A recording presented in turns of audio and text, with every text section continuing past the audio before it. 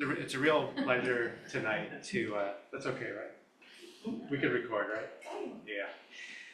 To introduce Vidyavati, who's here all the way from New Zealand. And I'm pleased to say that back in 1992, Vidyavati was my first Dharma teacher. She led the first ever class that I came to here. And it was a Buddhism and meditation class, and it was so well led that I haven't left.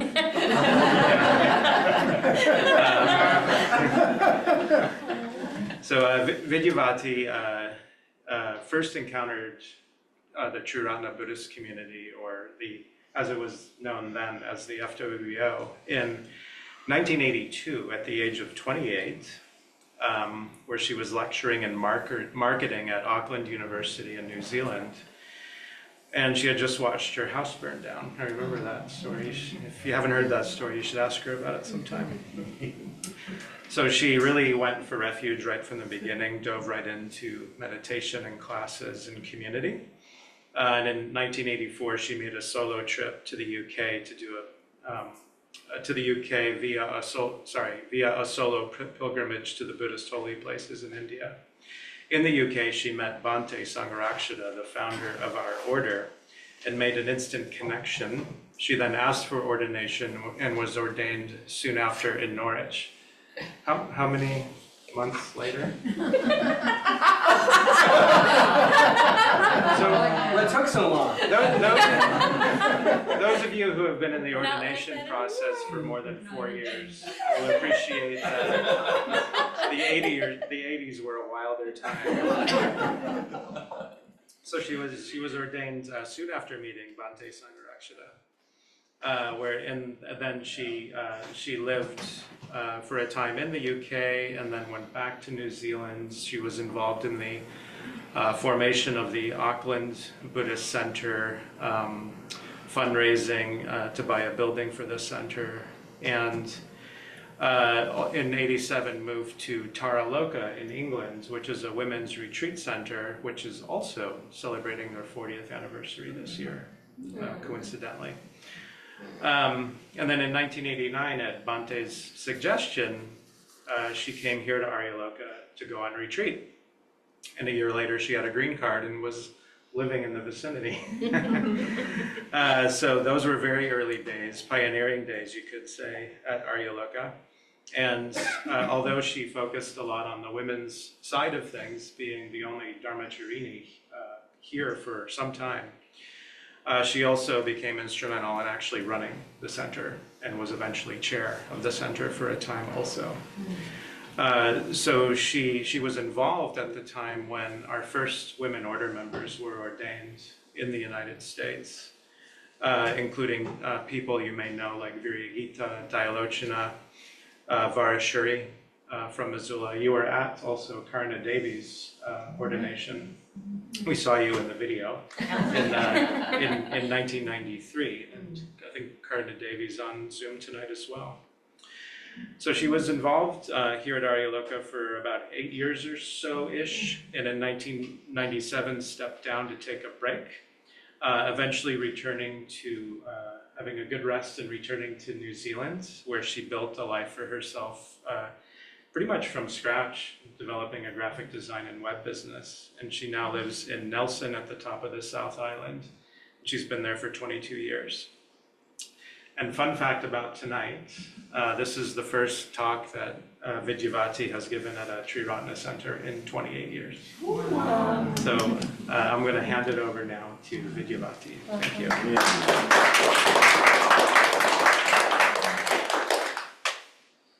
Thank you, Shudayu. I remember him in the early days, and we've got some photos later, you might spot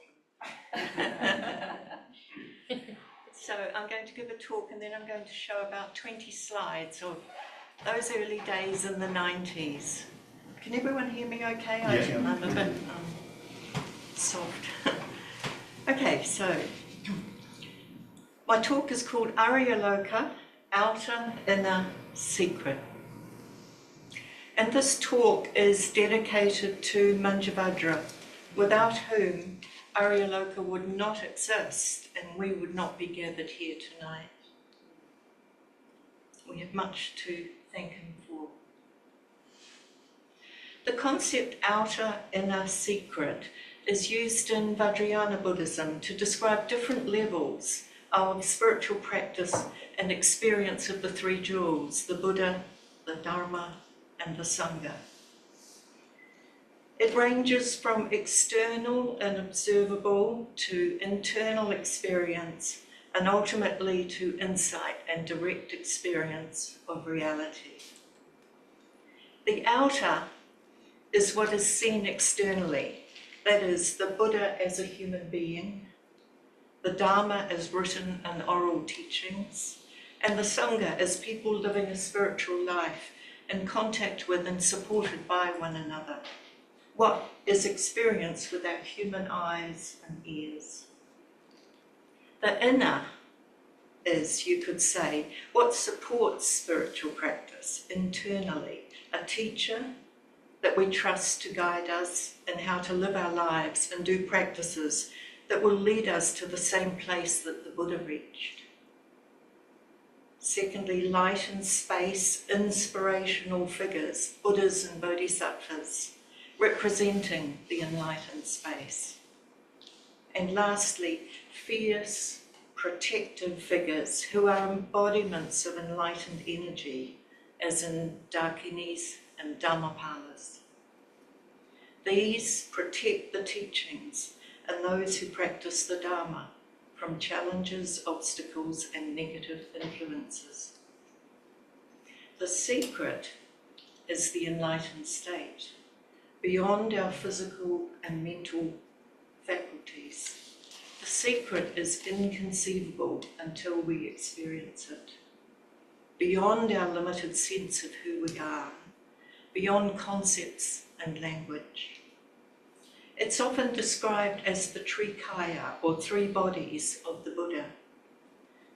The Dharmakaya, which is the formless, pure aspect of enlightenment, of the state of being a Buddha, of reality itself. The Sambhogakaya, which is the enlightened state of the Dharmakaya manifesting in a subtle body. This can be experienced in meditation and is associated with very blissful, enjoyable states. And finally, the Nirmanakaya, which is the enlightened state and physical manifestation of a Buddha in the world, the form perceptible to ordinary sentient beings as Shakyamuni the Buddha was. The Sambhogakaya and the Nirmanakaya are bodies from which the Dharma can be taught to those who are receptive. So outer, inner, and secret are all dimensions of what we call going for refuge. You could say the outer and inner are the path, with the secret level being the goal, which could also manifest in form to us on the path to guide us there.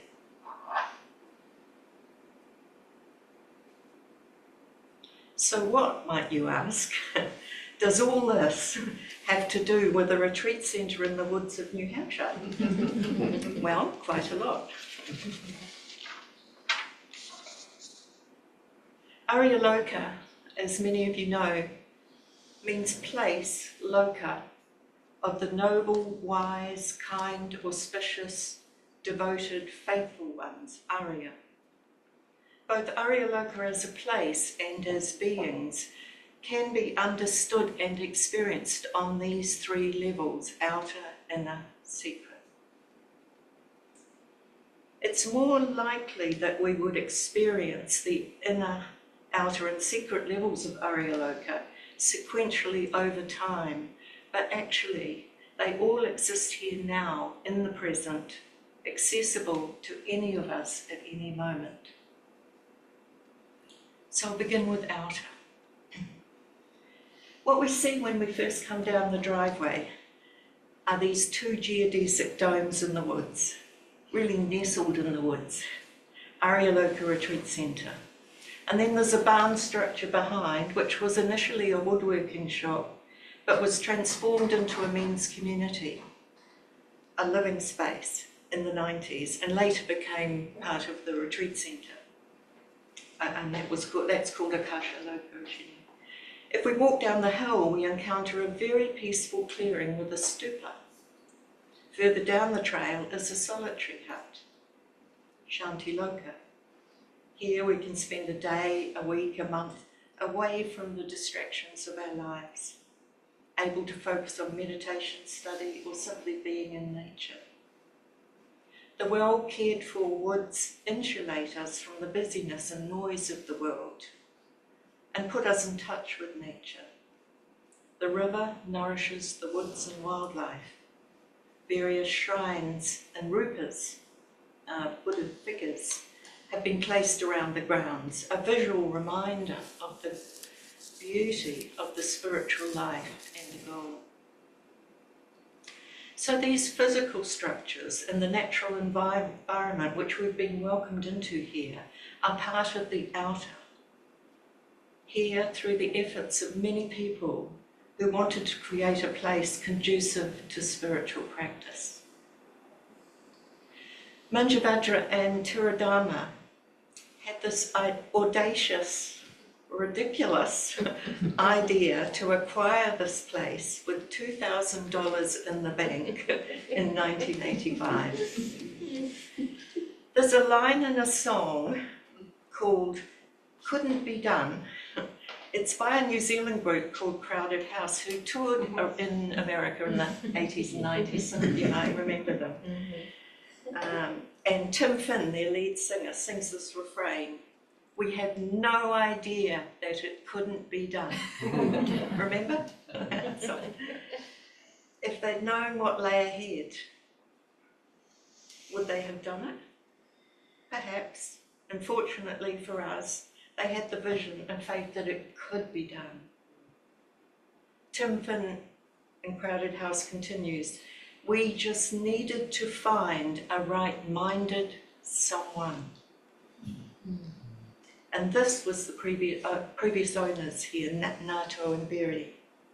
They generously left finance in and provided support in many ways in those early days, including passing on a woodworking business that became a right livelihood business for several of the men living here. Then many orders came from other countries to support this place. Punya, based in Boston, Dairatna in Maine, Vajrayana, Paramashanti and many others. And some like Buddhapalata and Silaratna and others undertook the huge task of renovating the barn, which was just a big empty space, into a living space. And Buddhapalata and Mike built the solitary hut. And that was a wonderful addition to the resources here, and also an additional means of income because it was hard times. And we have Virugita and the cooler, stupa cooler, to thank for the stupa which was constructed in 2013 by Tibetans who had the knowledge and skill to build it to the right physical and spiritual dimensions. It's a peaceful place to walk around or just sit and contemplate. So, and also many have cared for the grounds and gardens, particularly Kavya Dristi, Dailochana and Viduma. And the domes themselves have had many rounds of TLC, I can see over the years, including the new tiles, lining, new windows, painted walls. But inside the Aryaloka building, the heart for me is the shrine room. From the earliest days, Manjavajra emphasised and led by example in making meditation the focus of retreats and daily life here. You might find this a bit extreme, but it was double meditation before breakfast, perhaps another meditation before lunch, a second double meditation before dinner, and a meditation and puja before we went to bed. Joanne remembers. At the time when I first visited here, I was thinking about setting up a meditation centre for women somewhere in Europe. But you know, when I came here, I felt the atmosphere in the shrine room, the focus on meditation meant I could be here and reach out into the world from a basis of meditation. So all this is the outer Aryaloka. We don't have a Buddha here as a human being, but there are people here on the path that the Buddha taught. We have the Dharma, the Buddha's teaching, in written and oral form, and the Sangha as people living a spiritual life in contact with and supported by others. Bhante Sangharakshita said, when someone walks in the door, they should feel that they have encountered something very valuable, very precious, attractive and accessible. This encounter should be a personal invitation to change. And in a seminar, Bhante described the term ehipasiko. Ehi means come and pasa means see. The Dharma is in the nature of an invitation to come and see. Aryaloka is ehipasiko. A centre where you can come and see and experience for yourself. More than just a place, an atmosphere. And this was Manjavajra's vision. There needed to be a place where Americans could see the reality of practicing as a Buddhist. Many people who turned up here had learned meditation from a book or an audio recording. They hadn't met an actual Buddhist or seen a meditation room or been in a place devoted to practice. The very first Buddhist centre or gathering of people interested in seeking enlightenment was, as many of you know, at the Deer Park in Sarnath in northern India. A few weeks before, the Buddha had experienced enlightenment under the Bodhi tree at Bodh Gaya and was now seeking his former fellow seekers after the truth to tell them what he had achieved and how he had achieved it. The story goes that initially when they saw him, they thought, oh, there's that fellow who went off and tried to do his own practice, and we're not even going to acknowledge him. But as he approached, they saw there was something different about him. And so they sat and listened. And over a few days and weeks perhaps, talking, and he was guiding them. Finally, one day, Gautama said, he's got it. The first one of them had achieved what he had achieved. And slowly, over the next few weeks and months, all of them achieved it. So beneath the branches of a Bodhi tree, and later caves during the rainy season, were the first Buddhist centres. Mm-hmm. From there, the Buddha wandered about in northern India preaching to whoever would listen. But these gatherings weren't in buildings like this. Gatherings tended to be on new and full moon days, usually outside a village under a tree, a kind of known spot to gather. And during the rainy season, they lived in caves and they would meditate and recite the teachings. But as wealthy men and rulers became inspired by the Buddha, they donated land and buildings. Fast forward 2,500 years, and we have the outer dimensions of going for refuge that suit our times and culture. So apart from the buildings here at Aryaloka, there are screens that allow people at home to get a glimpse of this place and teachings. And as there is no wealthy king or benefactor, unfortunately, this place is maintained by volunteers, apart from Shudayu and Sinatashuri. And this is an important element of the outer level in Buddhism, that we walk the talk, that we come and keep this place alive through volunteering as part of our going for refuge. So the spiritual life is sometimes described as a journey. However, I think it's more like an adventure race. In New Zealand, we have a lot of these where you have teams of maybe 2, 3 or 4 people who sign up to spend anywhere from 2 to 12 days traversing some stunning but rugged landscape of mountain ranges, fjords, gorges, wild country, with a pack on their backs, orienteering just from a sheet and a compass. They have a general idea of where to go to reach the next checkpoint, but there are many different ways to get to each point. Some may go up and along a ridge, others might go along the river valley and just go straight up. Team members rely on each other's support, and your whole team has to reach the next checkpoint together. You know that the terrain is going to be challenging, and there are many unknowns: the weather, injuries, gear breaking, but most importantly is what's going on inside each person. And of course, this is an analogy for the spiritual life. It's difficult to do it on our own. Even Gautama sought out fellow seekers trying to find the truth. If Aryaloka wasn't here, where would we know to look for these fellow travellers?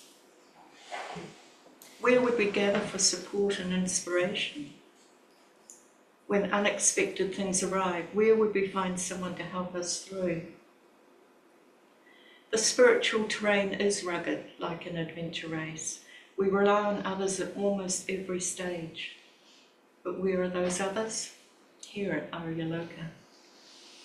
And that's where the Sangha comes in. In a race, there's usually at least one member who can encourage the others in the team to carry on when the spirits are low or blisters hurt. And that spiritual friend to encourage you is at a centre. So our reliance on a centre like Aryaloka will vary through our spiritual life. We may initially come along to an introductory class or a retreat, or just meet someone to answer our questions. Then we may attend a class a week or a weekend retreat now and then. And as we make the commitment to become a mitra, we're coming along more often perhaps. We might ask for ordination, and that's a deeper commitment. And after ordination, we might lead study groups or teach. And even if we only come here once a month or once a year, we know this place exists. It has a place in our going for refuge. So Aryaloka exists for us and doesn't exist without us. A centre needs us as much as we need it. Our involvement makes the centre, keeps it here for others, and creates that atmosphere in these walls. Bhante Sangharakshita said, the specific purpose of a public centre is to be a meeting point. At the centre, members of the public can come in contact with the ideas of Buddhism, ideas that may change their lives. They can learn some of the practices of Buddhism, especially meditation, and they can start making friends with spiritually minded people. We need our centres because we need other people, and other people need us. As anyone who has made a serious attempt knows, it is not easy to live the spiritual life. It's not easy to develop as an individual. It's not easy to be a true Buddhist. We need the help and cooperation of others who are trying to do the same thing. When you become aware of your higher purpose at the beginning of your spiritual journey, however much you kick against it, you will never be able to forget it entirely.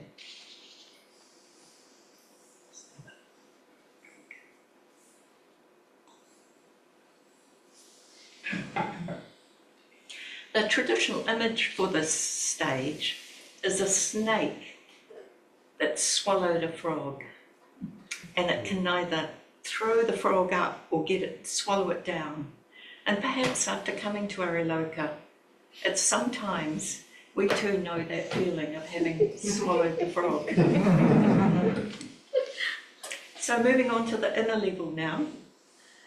The inner dimension of Aryaloka is the tools for practice. It's the effect that being at a centre has on our going for refuge. We gather with others to be inspired to meditate, study, support one another, and enjoy the journey. We come up against our limitations and ego. We realise how much more we need to do, and we learn how to do that. We cultivate honesty because we can't hide our actions and even our thoughts from others. We practice the speech precepts. So the inner dimension is what's happening inside us, our attitudes, our experience. And in Vajrayana, that inner dimension is the teacher, the yidam or bodhisattva, and the dakini or dhammapala. So the teacher guides practitioners on their spiritual journey based on the teachings of the Buddha, the Dharma, and their own experience. Bhante used to say, "Treat me as a spiritual friend." He's no longer alive now, but the people he taught, some of them are here today, and the people he ordained, and the people they taught are here. So we have teachers. And while the Dharma is the same for everyone, we are all different. A teacher can come to know us and see what can best help us on our path right now. So the second one is the yidam or bodhisattva. At this inner level, the bodhisattva is an archetypal figure of light that engages the non-rational parts of us. Bodhisattvas embody qualities of that enlightened state: compassion, wisdom, energy, altruism. They remind us that we don't practice for ourselves, but for the enlightenment of all living beings. And through meditation and visualization, practitioners can connect with the bodhisattva to experience a deeper level of going for refuge. And finally, the dakini or dhammapala. These are enlightened protectors. They can remove obstacles and inspire us, arouse our energy and determination, especially when obstacles arise and we lose our confidence that we can do it.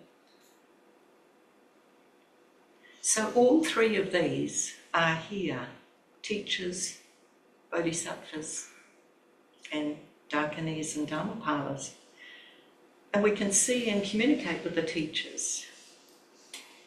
We can make a connection with the bodhisattva through meditation practices. And dakinis and dhammapalas are drawn to where the Dharma is being practiced.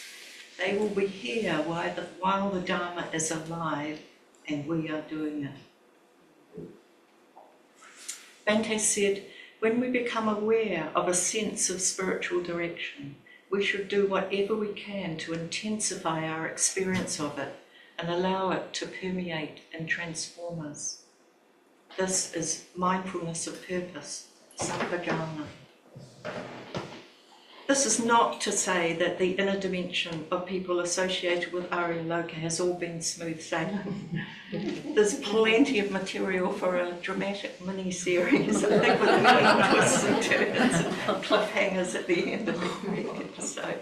It was never easy right from the beginning. Those of us who came here from abroad all came for our own reasons. Sometimes we rose to the challenge and sometimes it overwhelmed us. We were not always like the Chinese monk, Qi, who, when he inherited several very dilapidated monasteries from his teacher, saw it as a great boon to his practice to be presented with such a challenge. Not every moment was like that. Bhante said, the general principle underlying the myth of the Pure Land is that we create our own worlds. We can change the realm in which we live by setting up the conditions that will support a positive change in our mental states. We are creating a world of our own around us all the time. The question is, what sort of world are we creating and how are we going about creating it? A lot depends on the kind of people with whom we associate, who will draw us up to their level of existence or drag us down. A Buddhist centre should be a little world, or at least a little oasis of awareness and kindness, quite different from other social environments. And when one enters, it should look different, feel different, and be different. Otherwise, it isn't really a Buddhist centre. One should feel drawn into a lighter, purer, deeper realm of being. So this inner level is a stage of commitment to this path, to going for refuge.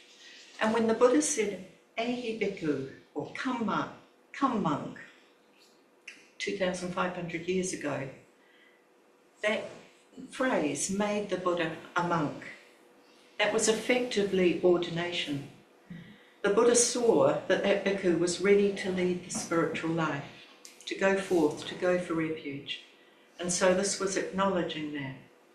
Aryaloka has witnessed such going for refuges here in the form of ordination into Triratna. Bhante conducted the first ordinations of Americans here in this very room when Karuna Devi and Saramati were ordained in 1993. And other ordinations have occurred here since. So Aryaloka has developed this inner dimension over time, coming to represent more than just external buildings and grounds. This place has inner meaning for people.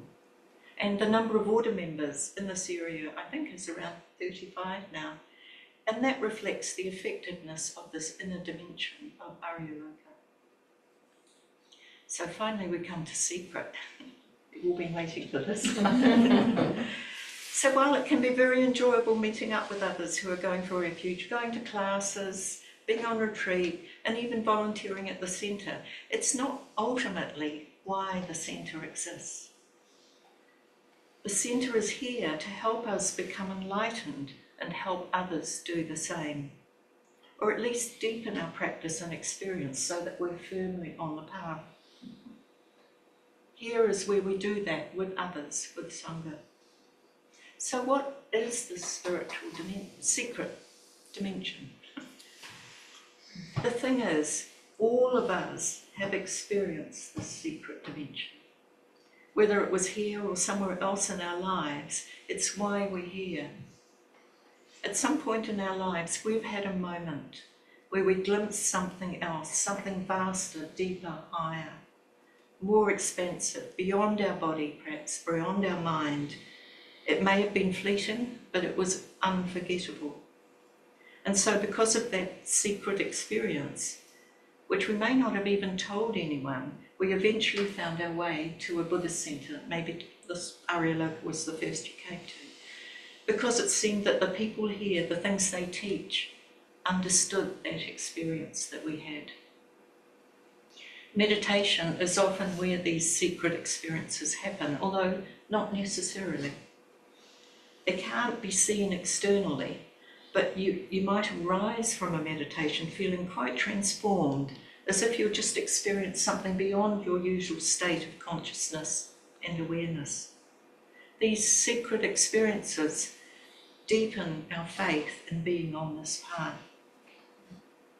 Just as when I visited the Bodhi tree at Bodh Gaya and felt a force field around the tree, it was like a magnetic field in what I experienced. People can sense that something momentous has happened in certain places. While no one may have become enlightened here at Aryaloka, these breakthroughs of insight, these deeper experiences in meditation, they do leave an impression, they do create an atmosphere that some people who visit here will notice.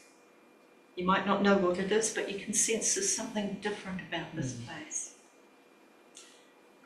And as we have those experiences, we associate this place with where we're more likely to experience it. Aryaloka is also fortunate that our teacher, Bhante, has visited here many times, chanting the refuges and precepts as we did tonight, performing an ordination ceremony, effectively blessing this place. His coming here, we could say, has brought that secret dimension. And those who saw Bhante here or in other places will have noticed how still Bhante is. Being around a person like that who has a secret dimension is an inspiration. Even if we don't know what he's experienced to make him like that, we feel drawn to it. Aryaloka also has a secret protector. In that beautiful stupa down the hill are some of the relics of Dada Rinpoche.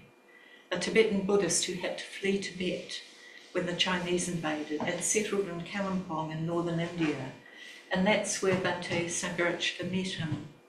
Bhante said he believed that Dada Rinpoche, he believed that he was a bodhisattva. And it was Dado who witnessed Bhante's bodhisattva vows. So this adds a very special dimension to Aryaloka. On this human plane, we have here in the stupa the presence of someone who lived their life quietly, modestly, but profoundly at the highest, deepest level. And his rebirth, his incarnation, the present Dada Rinpoche, has visited Aryaloka twice. Initially, he came to locate the best location to build the stupa, and 4 years later, he came back to bless it. So Aryaloka was very fortunate to have him stay in Akashaloka. Focused, humble, grateful. He exemplified what living the Dharma looks like. When times were hard, and it was considered Aryaloka might have to be sold, those relics and that stupa, Dada Rinpoche and Bhante's visits here, meant we couldn't let go of this place. Who would cut down the Bodhi tree for firewood to pay the rent? Bhante once said, people coming into contact with the FWBO Triratna these days have all sorts of wonderful facilities available to them. I can honestly say that the facilities available are such that if you took full advantage of them, within 10 or 15 years, you could be a stream entrant. That's a tremendous thing to say, but it's true. This is Bhante still speaking. You could be enjoying a state of completely positive emotions and very nearly complete mental clarity all the time. You could be full of energy and joy. You could be free from delusion. You could help other people and be a source of inspiration to them. All you would have to do is take full and sincere advantage of the opportunities that are available to you at a Triratna centre.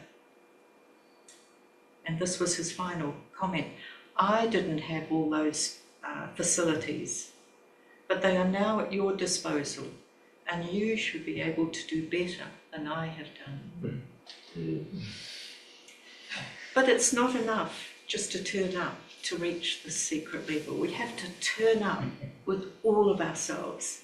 We have to find our power and apply it, particularly in meditation. In his autobiography, Bhante talked of the experience he had at the age of 16 reading the Diamond Sutra and the Sutra of Huineng. He immediately understood and recognised its meaning, and that flash of insight, we could say, occurred at the secret level. However, for the rest of his life, the fruit of that encounter played out on all of these three levels that we've been talking about. And we've benefited from all these. Aryaloka is here because of Bhante and his vision. On the outer level, many people have made this possible and continue to do so. But the real reason for its existence is all of you. A lonely building in the woods has become a place of refuge, a gathering of like-minded people, of inspiration, of moments of joy and purpose, from which we can extend out into the world. Bhante reminded us of what a centre can really be. He said, Amitabha Buddha created an entire realm, a pure land, complete with jewelled trees, birds singing in the branches, singing the Dharma, perfect conditions for living the Dharma life. However, he started out as an ordinary bhikkhu called Dhammakara, and he must have moved from one limited goal to another, just as we can. The idea of building a cosmic pure land is no doubt far beyond us. But if someone told you that they'd managed to get hold of a premises and wanted to turn them into a meditation centre, you probably would be able to envisage what that would mean, and you could probably summon enough energy, faith and determination to help achieve it. So long as we are prepared to throw ourselves into whatever tasks needed to be done, you could be confident that the new meditation centre would be opened one day. And having done it, you could set yourself further, more demanding goals, and thereby achieve things you would never have dreamed of when you first started out. So long as you keep that clarity of purpose, a series of proximate short-term goals stretching into the future, this can take you all the way to enlightenment itself. This is Bhante still speaking, however likely that may seem from where you are now. In the Satipatthana Sutta, the Buddha exhorts the monks to apply clear comprehension to all the activities of daily life: bending, stretching, wearing robes, carrying the begging bowl, eating, drinking, and so on, even attending to the calls of nature, speaking and keeping quiet. All are carried out with awareness of what you are doing and why, so that inspiration is allowed to permeate through everything that you do. So to conclude, returning to the final verses of Crowded House, Tim Finn saying, "Now the coast is clear and the case has been won. Now we've lost our fear that it couldn't be done." Aryaloka is proof of that.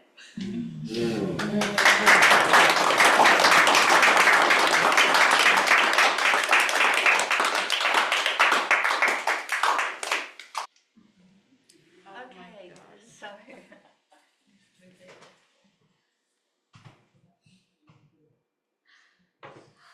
so these photos are from the 90s, from when I first arrived here, 1990 through to about 98. So this was one of the first retreats I came. In fact, that might have been that first retreat. These are very early days. You may not recognise anyone. And then the next retreats I remember were, we moved on? There you go. Okay, so that was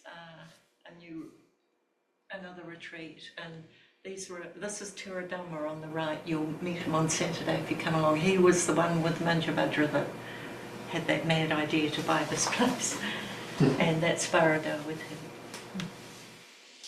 And then this is a very early group of women.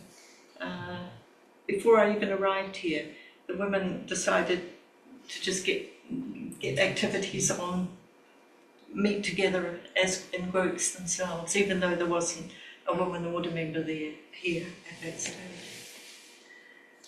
And then I've just got a couple of slides of Bhante here at Aryaloka. So this is him by the front door actually, and here he's giving a talk, and I think he really enjoyed his time here. You can see it on his face. It's this one here. He let me take some photos of him down in the woods, and he was just so relaxed and happy. You can see him. Who's that next to him in the chair? with the dark hair. That's me. I'm a bit older now. And then just a couple of photos of order member groups with him. These were the order with Bhante, and it must have been a women's group, women's retreat maybe. And then along came Nagabodhi. And Nagabodhi very early on became our president. I don't know, when was that? Do you remember? I think I became president in 93. I first came in 87 and then 90, and then they started having presidents. I was the only person people knew. I got the gig. And so then the retreats here were really popular, and they started off a reasonable size. You know, we had a lot of winter retreats, meditation retreats, and then they grew.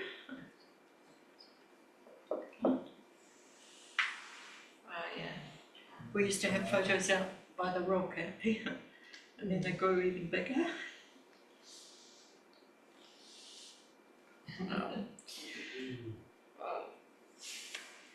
And so sometimes they were quite large. They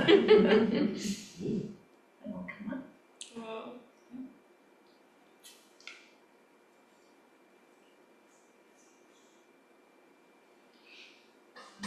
Where am I? And then there were smaller retreats. This was a small weekend retreat. I think they went off to the beach in the afternoon. And this was a study retreat with Saramati, who was the first one ordained here with Karuna Devi. And he was very good at leading study. And then we had women's activities, mitra groups, study groups. This was another group of mitras. You'll recognise some of these. On the left, that's Dialoka, right? Yes, Dialoka. She's ordained, I've forgotten her name. You have to help me with these names. Shriyana. Shriyana, Varda and Vidyavati. Then we had women's retreats. Even bigger ones.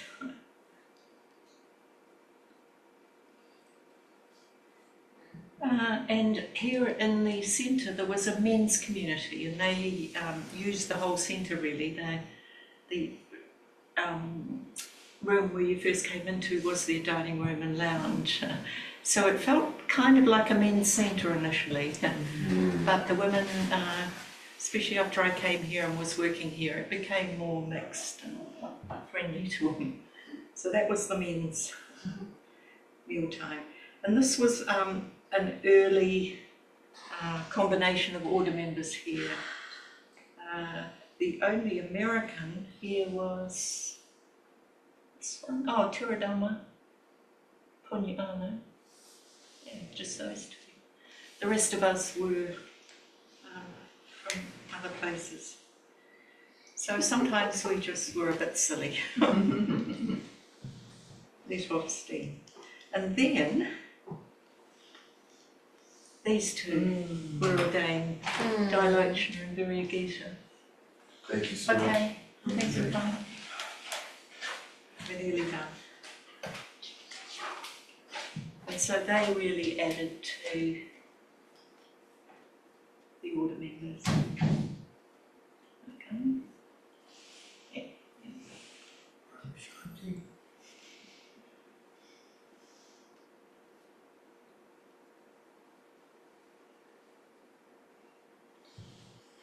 We used to do these very formal photos. And then we had a lot of fun. Yeah, we're nearly done now. We did plays, enacting the Buddha's life. I gave talks. That was a talk about the Dakini that I was talking about in that in a level. We had Halloween fundraising evenings here. And And there's one, someone you might recognise there. And very Lila. And this was a wonderful guy called Page. Oh, yes, Page. Yeah. And then we had a visit from this guy here. I think his name was Arnold de Dallenberg, and he was one of the Dharma bums. And he was a very serious Buddhist practitioner and came on retreat here. And at the end of the retreat, we had a group photo, and he said, you know, when I was with the Dharma bums, we used to have this song that was our song. And so he taught it to us. And there were various verses that he sung, but there was a refrain that said something like, and we are the Dharma bums. And we did it in rounds, and the bums just went on and on. It was very funny. So, you know, serious practitioners can be hilarious. And so just to finish, for me the shrine room was always the centre of Aryaloka, as I said. This is an early version of the shrine. And finally, 30 years ago, we celebrated the 10th anniversary here, believe it or not. Oh, is it not come? Oh, There you go. there it is. Wow. So 30 years on, you're about to celebrate 40 years. Thank you, Thank Vidyavati. you.